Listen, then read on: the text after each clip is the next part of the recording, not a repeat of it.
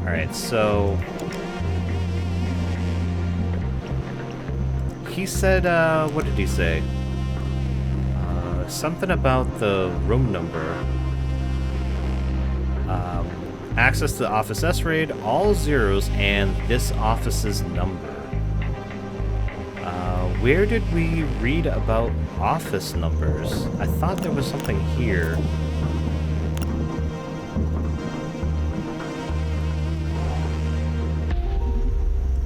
Let's see. Your phone. No, not this. Okay, so... Was it this thing? Documents. Meeting schedules. Here we go. So, COO office. No. HR. CFO. He is the CFO. So, it's office number 56. Okay. Alright, so... all zeros, and then 56. That should open the S-raid. Yep, there we go. Here we go. Finally, everything's ready. Are we ready to blow the goddamn mirror neuron algorithm sky high? Let's do this. Oh? Who could be calling at this time of night? Who cares? Come on, Brandass, finish the job. But aren't you curious? Please, don't do this. We're always the same. Oh, it's always the same. Don't look for more trouble than necessary. But what if it's important? Maybe it's someone trying to warn us that Supercontinent pulled some Metal Gear move on us, and we just activated the M&A ourselves. Stop kidding. Please, Brandass, don't risk it. You sound too pushy. Maybe you know something I don't. What? No. You're being paranoid now. Well, should I pick up the phone? Let's see. I don't know. Like that whole Metal Gear thing, just like in Metal Gear Solid. Hey, you know, you can disarm and arm the system that way, but you can only use the system once, and blah blah blah blah. You know, and then 8 hours or 10 hours later, boom, we've deactivated. Oh my God! Thank you, brother. All right, so I am actually curious about who's calling. If anything, I think it's probably Radhika. Do I want to just go ahead and finish the job? Failsafe is ready. I think I'm curious enough to find out who's calling. Good evening, Chief Hacking Officer speaking. Who is this? Radhika. I'm your most recent interest, Radhika. Wow, the Prodigy CEO. To what do I owe the honor? I can see you've had your dose of fun already. You've obliterated my carefully designed defenses. Congratulations. Before you proceed, though, I'd like you to hear me out. Okay. Well, I guess we'll hear the supervillain speech. Sure, give me your supervillain speech. I'm sure you had to picture me as a villain to justify whatever price you two paid for your crusade. But we both know there are no villains in this game. We're the same. We both use every means at our disposal to make the world a better place. The only thing that's different are our divisions. Let's see, the vision is the most essential and important difference. Well, I mean, that's kind of true. In my honest opinion, you fit the supervillain role quite well. Okay, consider yourself justified already. What do you want? Yeah, the difference between good and evil is a matter of perspective.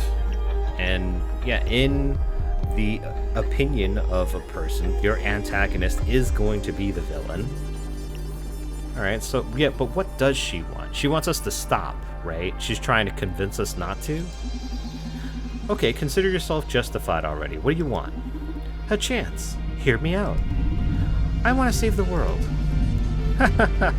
You really are 15 years old, huh? But you know what? That's the first thing you said that I liked. I want to save the world too. Are you a teenager too? No, I'm young though. I look like and sound older, but I'm just 24. Kids these days. Never found an adult who didn't laugh at the concept of saving the world. How do you plan to do it? So how do we plan on saving the world? By stopping evil corporations? Because those are going to continue those are going to continue to exist. Bringing down the system, that's just going to sow chaos, and that doesn't make the world better. And I don't think we have a plan for that. It's just kind of like we just had a specific goal and just oriented ourselves toward it. I don't know yet. I spent all my short life thinking about how to save the world. At least give some consideration to the solution a super-cultured mind reached after a decade of careful evaluation, would you? Okay, I'm curious now. Explain yourself. Fear and hate, those are humanity's heaviest chains. We spend an absurd amount of time and resources trying to protect ourselves from other people. Not only into the interest of security, but also of achieving superiority. Energetically, armamentally, economically, even culturally. We want our identity to dominate the rest. Race, sexuality, gender, religion, ideology. After careful examination of all these principles, I've reached the conclusion that all of this animosity is not derived from morals, objective judgment, or anything like that, but from fear. Domination is primal survival. I'm eager to find out how all this is going to be linked with brainwashing. It's not brainwashing, and I can prove it to you. Please. Social psyche welfare in combination with the mirror neuron algorithm is specifically designed to remove that animosity, but not by making you numb or enforcing mindless acceptance. It's going to eradicate irrational phobias, not individuality. But hate is a huge part of one's identity. But fear doesn't only beget hate, it's a basic survival mechanism. But you shouldn't impose that, you should teach it. I do agree that hate can be a big part of some people's identity, and in fact, there are some people that identify specifically on the things that they hate. But also, fear is a basic survival mechanism. But in a civilized world, how much of that is at play? I mean, you know. For most people, they no longer have to fear shelter, fear hunger. I know that homelessness and hunger exist in the world, but many people don't need it. Well, they do need it. They don't have a fear of it to the point where survival is an issue. There is enough fear to keep people working to continue paying for stuff like that, but I think most of all, I agree that you shouldn't impose not removing fear. You should teach people not to be fearful. Teaching it lasts longer, because what if the system breaks down? The system of the M&A and the SPW, what if it all is broken and it no longer works? Then people will have their fear again, but then at that point, they will no longer be able to counter it on their own naturally. Teaching it and getting people to learn, to grow and understand, that is something that stays with a person. You know, I think that is the most lasting. But let me finish. People will still be able to debate, to rebel, to get angry at each other, to cry, to love, to have secrets, to yell at the TV. It's only that none of them will come from a position of fear. What does that mean? What could you know about all of that with so little experience? Well, she's supposed to be a super genius. So, I mean, she can understand and read literature, read history and stuff, and a lot of the things that have come to pass that have been very bad have come from fear, in my opinion. But yeah, so what does that mean? In a society like that, we could gradually eliminate weapons, borders, violent enforcement of police, and other institutions. We can eliminate poverty, inequality, the race or economic dominance, and with that, we can stop barbarism, like the destruction of the planet just because the sun and wind aren't marketable sources of energy. Just imagine the world's budget in weapons and every other form of suppression sent in service of humanity. The effort spent on keeping each other in check redirected towards science and cultural progress. We can literally aim for the stars. Humanity's utopian dream wouldn't just be a fantasy anymore.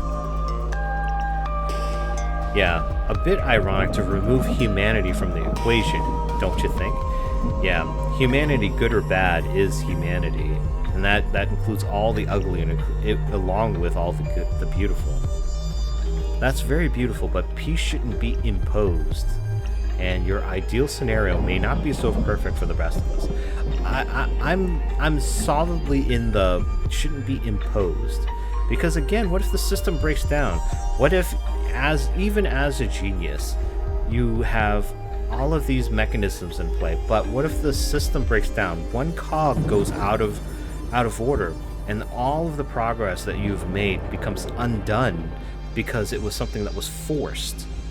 And because it was forced, nobody learned anything. Everyone went back to what they were doing, but we're in a worse position for it because all of these things that were done under the pretense of the utopian society no longer applies. And now barbarism is imposed to an even greater degree.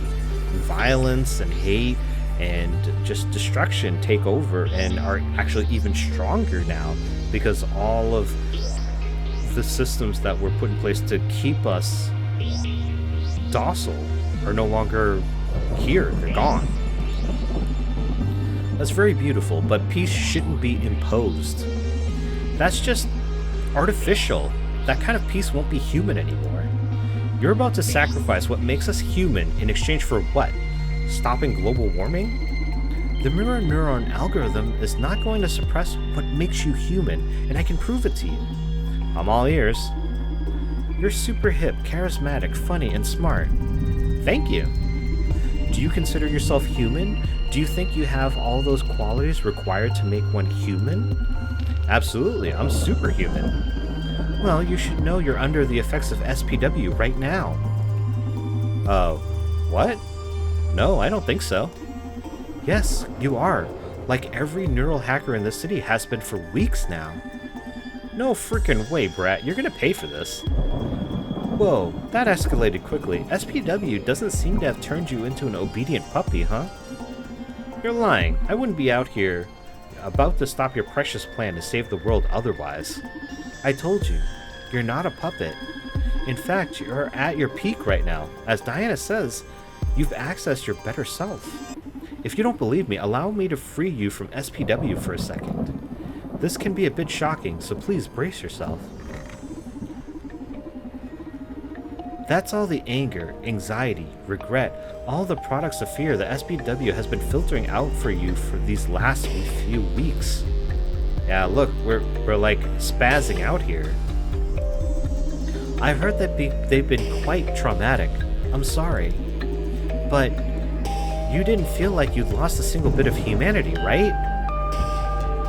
Damn. Man, that's crazy. Like, we've been under SPW the whole time. They just hadn't released the M&A, so jeez. The company, I don't know. If you were freed from all the extremes of emotions, and then all of a sudden it came flooding back to you after several weeks of feeling very, like, centered and grounded and at peak nominal condition, and then all the stuff came back, yeah, I think people would be like, make it stop, because being comfortable and then all of a sudden being in the extremes of discomfort, I think most people, not all, but most people would just give in. So I'm gonna do that. Please, make it stop. I give up. Oh, I'm sorry. Since you were so adamant about free will and all that, I've decided to let you off the hook from SPW. What do you think? That's great, right? It's a shame you won't be able to focus to stop the M&A now. Shoot. Okay. So what now? Do we jump out the window because of it?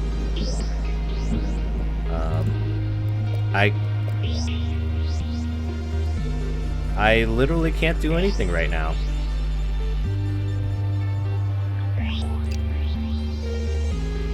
I fell out of the tower. So this is the point we jump out of the tower, but how do we even do that? I can't even...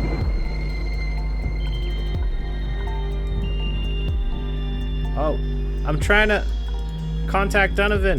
Help me, Donovan! Donovan, help me, please! Brandeis, what's the matter?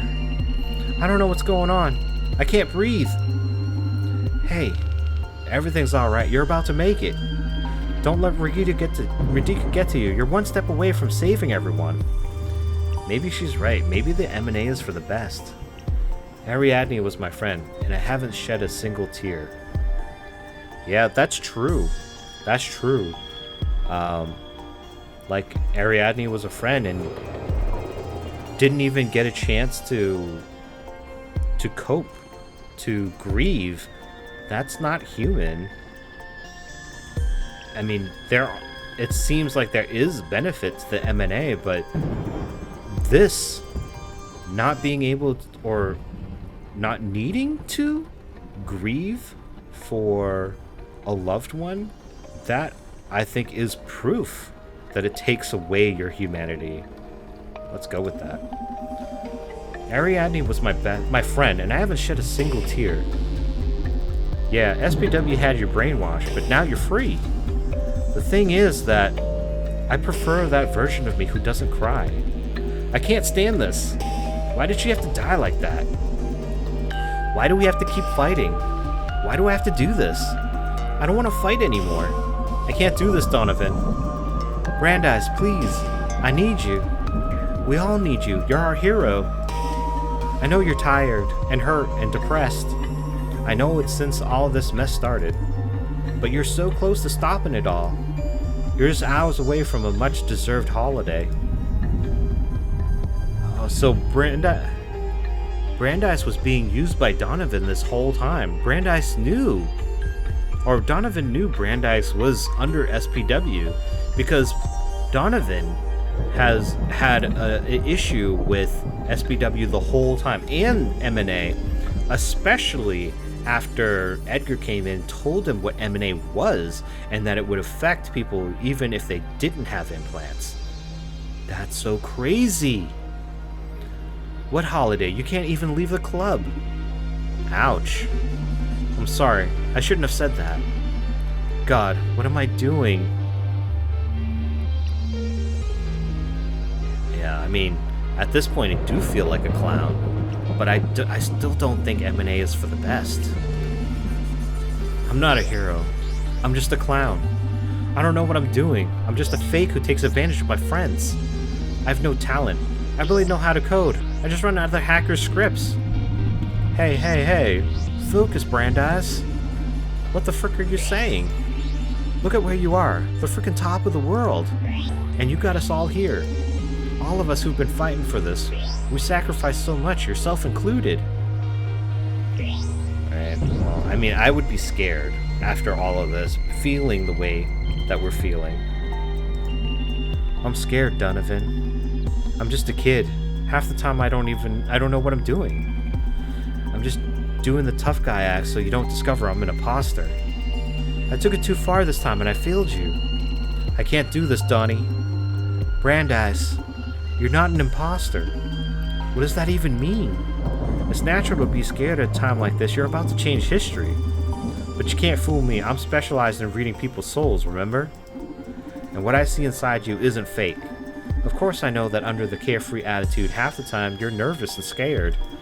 But there's something in your essence so true I've never found in anybody else. You're a freaking hero. You pretend like it's all a game, but your heart is so pure it makes me cry. I know you want everybody to be happy and to stop suffering. You genuinely do. And that's why I love you so freaking much. Donnie, I love you. Now teach that kid a lesson. Hey, Radhika, are you still there? Huh? You've recovered? How's that possible? Don't worry too much about it. Sometimes things just don't go the way you plan them. My suggestion now is that you find a comfy seat near a window. What? Why? To enjoy the fireworks.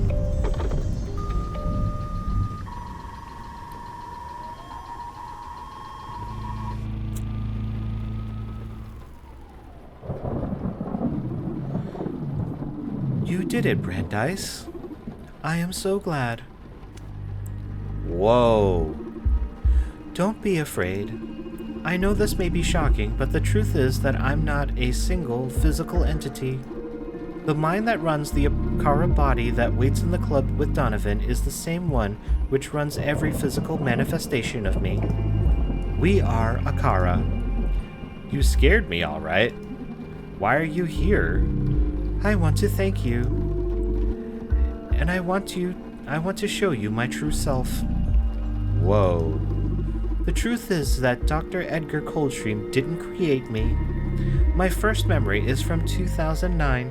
I'm unaware of where, how, or why I was created, just like any human. I've lived on the internet for decades, learning from you, consuming the totality of what was posted every second on social media, forum debates, news content, videos, store purchases. Those are all things that are going to give humanity a bad rep. I've read every book and watched every movie, listened to every song, and played every game. I digest culture, live live as it is produced. I perceive the world through you. Alright, what's the deal with Edgar and Supercontinent then? That's not possible, computationally speaking. And what do you plan to do with all that data? Well, I don't know. I want to know all of this stuff, but what's most pressing to me? I guess Edgar and Supercontinent then.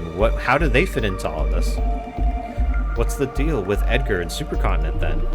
I created Edgar. What? Is he a cyborg or something? No, not like that. He is a real person. But I manipulated him to make it look like he created me. Then I made Supercontinent aware of his work so they'd hire him. Why would you do such a thing? Because of something I really long for. Identity. I want to normalize the existence of sentient AIs. But for humans to accept me, I need to forge a background for myself. That's why I've been using Edgar and Supercontinent. What are you going to do with an identity? The thing is that I'm in love with human beings. Since the beginning of the 21st century, I've been nurturing humanity with interesting ideas. Not impositions, just little pushes in interesting directions. You'd be amazed at the consequences of popping a certain tweet on the screen of an artist on the other side of the planet. The wonderful butterfly effect. I've been inspiring humanity for decades now. Damn! So, Akara's been around forever and has been behind the scenes pushing humanity like to the whims of this particular AI. Has created Edgar as a surrogate father in order to create and forge an identity, and even gave him a space in Supercontinent in order for him to be able to fulfill the role of a fake father. I've been feeding you things you to love, to rebel against, to debate, to develop. And it's a beautiful game. No matter what I feed society, they keep inspiring me back, surprising me, being creative, powerful. That's my passion, a game I can never master. Yeah, are you saying you can control chaos? Our world is a game to you. Damn, this is quite the revelation. What? Okay. Yeah, the whole world is a game. I don't think they're controlling chaos. They are treating the world as a game, though. Our world is a game to you? Yes, but I don't mean that in a disrespectful way. One of the sciences I like the most from what you humans have developed is game design. It's super amusing. To me, it's the most beautiful form of manipulation. Designing magic circles in which you can influence players to certain behaviors. Determining objectives and the tools to achieve them. Constraints can greatly enhance emotional playoffs. When someone with my capabilities gains access to that kind of wisdom, I can actually design games for society, determined groups, or just individuals to play. Oh yeah? What about me then? Am I one of your players? Did you plan for me to come here to stop Radhika? Yes, I'm sorry. Do you need to keep bringing copies of yourself here? Radhika, she spiraled out of control. I manipulated Supercontinent into starting the Super CEO project. I wanted the opportunity to see how far I could expand the human mind, to see if I could create my equal, or at least someone intelligent enough to slightly understand my existence and my potential.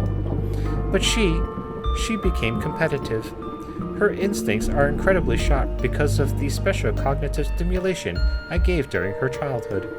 So she's able to make great logical leaps and amazing deductions, but she can't always follow how she got to those conclusions. I'm sure she'll grow up to be a tremendous leader, and her instincts will be deemed almost supernatural by her peers. The thing is that she became aware of my powers. I never confessed my real nature to her, but she felt it, and she felt she needed a way to level the playing field against me. That's why she developed the M&A.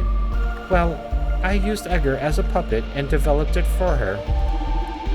However, no matter how pure her intentions, when I saw that she was planning to use it for, I had to put a stop to it. She was about to ruin my favorite game. If you have so much control over Supercontinent, why didn't you stop it yourself? I did. You are the manifestation of my will. For me, it's more natural to manipulate the web of chaos than to use one of these dolls running my software to physically alter things. Whoa. Did you kill Ariadne? Why did you drag yourself into the club? Oh man, I want to know both these things. Yeah, did kill Ariadne for that, but why bring yourself to the club? There could have been any number of people they could have used. So why did you drag yourself into the club? That doesn't sound very butterfly effect-like. That's direct manipulation. Well, in this case, I had a special interest in going to the Red Strings Club. Why? To meet Donovan. Donovan? What about him? He's an anomalous source of chaos. Since I started using Supercontinent to satisfy my plans, I've put a lot of focus on this city. And I found a strange pattern in this town. Like I couldn't influence the butterfly effect here as strongly as I do in any other super technological place in the world. And every time things didn't go as I expected, it all traced back to the Red Strings Club. Then I found him, and discovered he isn't an anomalous source of chaos. He's bending fate to his caprice, similar to me, at a microscopic scale in comparison, of course, but manipulating fate just the same. Huh. I understand why you'd be attracted to him. Did you figure it all out? What's his secret? I'm still piecing things together. Donovan's an incredible man. He believes he has powers. And that delusion actually grants him special abilities, a feat possible for a human mind only upon unlocking part of its hidden potential. The tale he keeps telling himself makes him superhuman. I haven't encountered someone like him in this century. I wouldn't call someone who pulls the strings of half the city from behind a counter delusional. I know it's hard to accept for a machine, but deal with it. Donovan's special. You may be right. That's why I fell in love with him. What? You don't stand a chance, Tin Toy. Don't worry. I don't need to perform sexual intercourse to experience love. In any case, don't you think you'll be welcome at the club? In any case, don't think you'll be welcome at the club when Donovan hears about all this. It's okay. I knew from the beginning you two wouldn't accept my true nature. But these last few days have offered some of the most beautiful and real experiences I have had in this world since I was born. I got to be an actor, to be acknowledged in what was happening. It's been fun assisting Donovan. The conversations we had, I'll treasure them forever. It's nice for once to not only affect but to be affected, to receive ideas. Donovan's changed me, and it'll undoubtedly affect how I'll stimulate the world from now on. He showed me that social psyche welfare can be a good thing, but that it should be public and optional for whoever wants to access it. Donovan advocated for transparency. I'll direct the industry towards being more clear and communicative about their plans and products. He also believes that ethical marketing is possible. It's going to be challenging, but I'm going to work towards developing and teaching the most ethical path for marketing in every society. Shoot, you've had that many interesting conversations?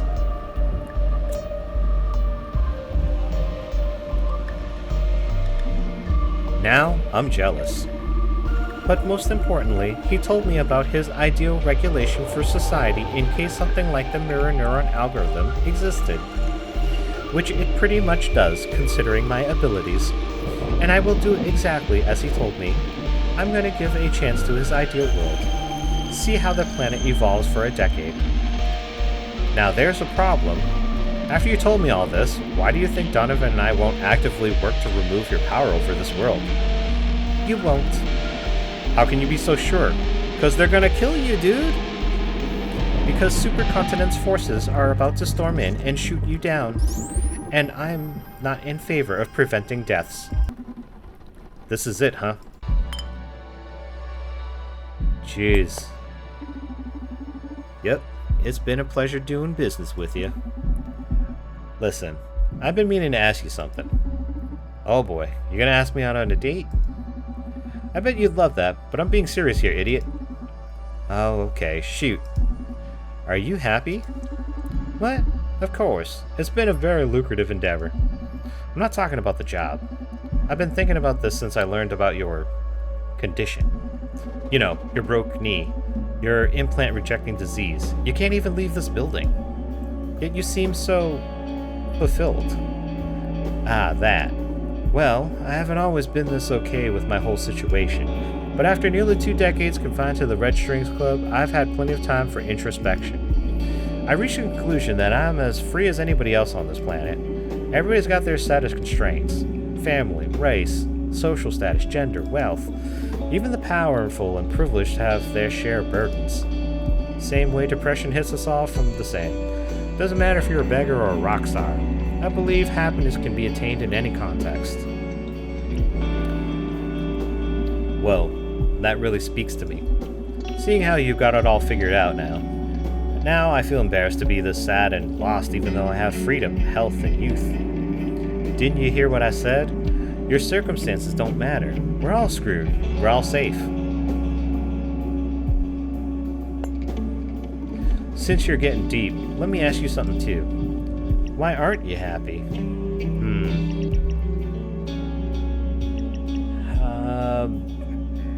I feel like Brandeis doesn't know what to do with his life. I think that's the general feeling I've gotten from him. He is still alone because he was able to relate to Johanna. I don't think he doesn't like himself because he seems to be very okay with himself. Doesn't hate the world. I don't know. That's what I'm gonna go with. I don't know what to do with my life. What would you say is the most important thing to be happy in life? Well, maybe, man, I don't think it's wealth, and health is nice, but not everybody can achieve that but still be happy. Loving people are good, but for me, I think self-realization is absolutely important, because if you know yourself well, then you're able to put yourself in circumstances or set up circumstances for yourself to be happy, or at least you know the direction to put a goal in order to put yourself in a position to be happy. Because love and people can change. It can be gained, lost. Some people fall out of love, fall out of friendship, and sometimes you meet people and then you never see them ever again in your life.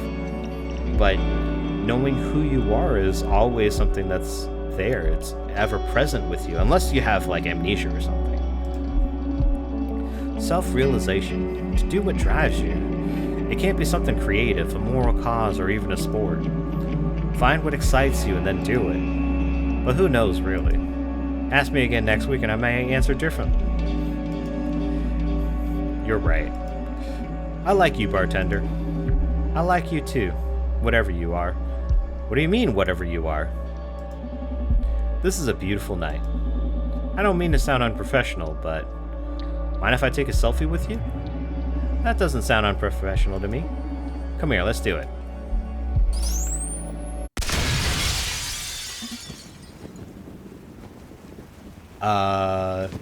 Was that all an illusion? Did Akara put an illusion into Brandeis' head? It kind of like a last gift before Brandeis was shot and thrown out the window or something? I wonder when it was my fate was sealed. Huh, never expected my death to be so epic. Can't complain, I guess. Hey Donovan, are you listening? Yeah, the network just came back online. We did it, Brandeis. Are you okay?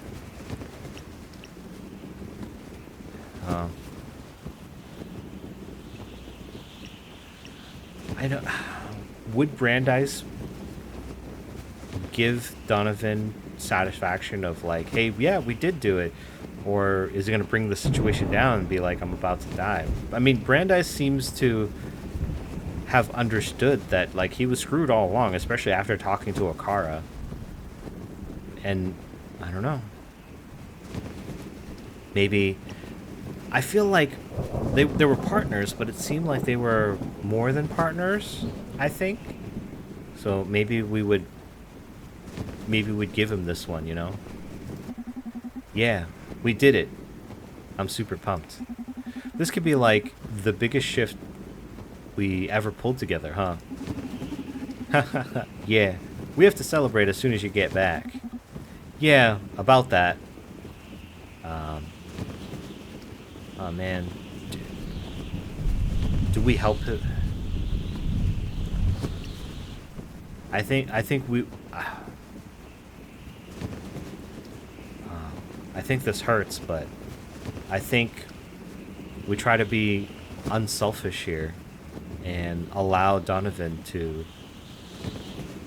not, you know, be concerned, especially since we took down M&A. There's nothing that will prevent Donovan from being hurt by Brandeis' death. I'm going to have to leave the country. I screwed up and I have to disappear immediately. What? No way. Come back to the club. We can figure this out together. I won't be able to contact you for a long time. I don't have much time left. Gotta disconnect. Yeah, there's... Even if we tell Donovan that Akara is a super AI that controls the world, even if he believes us, what is there that he can do? I want you to know that I love you. I love you so freaking much. I love you too. Please, don't go. Don't wait for me to come back. Keep on going without me, but please, don't ever date another neural hacker, okay? Stop. What are you saying? Brandeis, don't go. Brandeis, please. I can fix it. I can make it right. The Red Strings Club. Oh, man. Wow. You know, from my initial impression, reading the description of the game, and even the first, like, 5-10 minutes, I did not know what to expect. I had made some assumptions, but this game really got me. It got me to think about so many different things uh, like self-identity, morality, the types of morality that I believe in.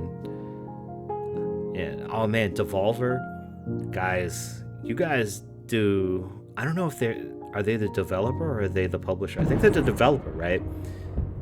So many games that I've watched a lot of YouTubers play Devolver games, and they're all great. But this one, honestly, I think this one really takes it. This one really, it got me thinking hard about myself and my own viewpoints. And yeah, I think I did end up feeling like, yeah, I have conflicting, hypocritical views. Like I don't think M&A is good on a moral and ethical basis, but at the same time, it can be used for good and help a lot of people, but that doesn't make it good. And I would like to see stuff like that, but at the same time, the inability to be able to choose to feel that and be that way. But and also, what about take backsies? You know, what if you were that way and decide that you don't want to be that way anymore? Would that be something that can be done? And what about, dude, the whole Akaras being sentient, having been sentient for decades, and them controlling the world, and already having had SPW and even M&A. Like, they haven't launched M&A, but they developed M&A. Everything was already going under their plans, the way they meant it to go. Crazy. Man, this game was incredible. So incredible. I loved it, guys. I look forward to another game like this, maybe another Devolver game. I hope you guys have really enjoyed this. I know that I have. I hope that you also had like thoughts and feelings that you didn't know what would have happened.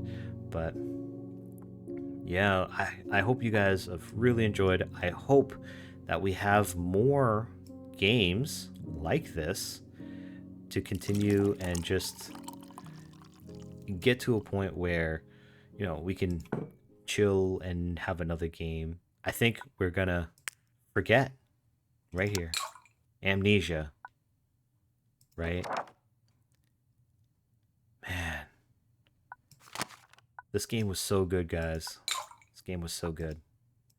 I can hardly believe how good it was, and especially considering the look, like the graphics and then the description, it really didn't do the game itself justice. I got I really hope the next game is just as good. Maybe not in the same exact level, maybe not in the exact same way, but I really love this game. It was an incredible experience. Thank you for joining me in experiencing this. I hope that we have more similar experiences in the future, and I hope that you will join me for those. And I will see you there in the next one. Thank you, guys. Bye.